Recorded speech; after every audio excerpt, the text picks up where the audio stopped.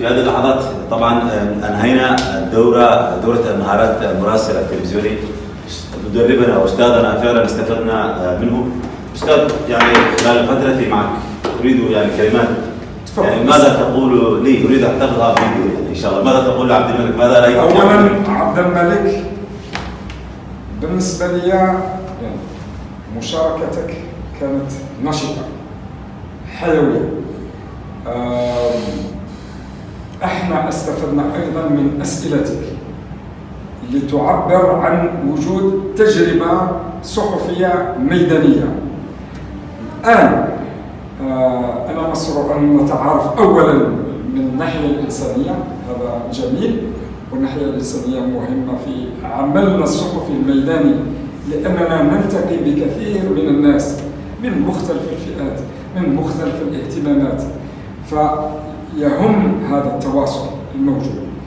شاهدت بعض تقاريرك اللي انجزتها في الصومال، احييك على الاهتمام بالمواضيع، مواضيع مهمه للغايه، خاصه موضوع الاطفال اولئك مأساة. هذا هنا انت تصير صوت من لا صوت له، من لا يتحدث عنه، هؤلاء المقهورين الضعفاء أطفال، ولكن واقعين في تلك الغابة الاجتماعية من المآسي.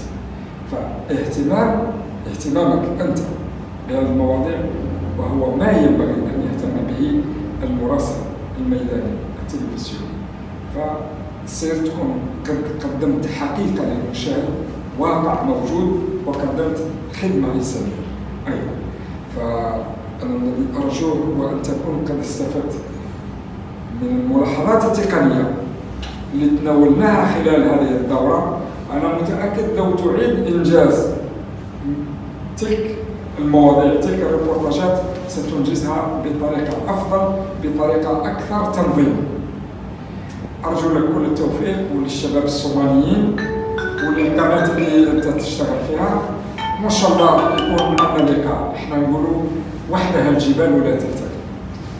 سعيد، شكرا استاذ، فعلا استفدت منك، يعني كنت اسمع عنك واسمع صوتك، وكثير من الصوماليين الان يشاهدوننا ربما لا انا احييهم. كانوا يسمعون صوتك في قناه الجزيره، يعني كان ظهورك قليل لكن تقريرك كان مميز. هذا الصوت الذي فعلا نال اعجابي، وها انا يعني فعلا وانا متاكد فيك، ها انا تدربني واجد منك هذه المعلومات، خبره يعني تصل 25 سنه ما شاء الله.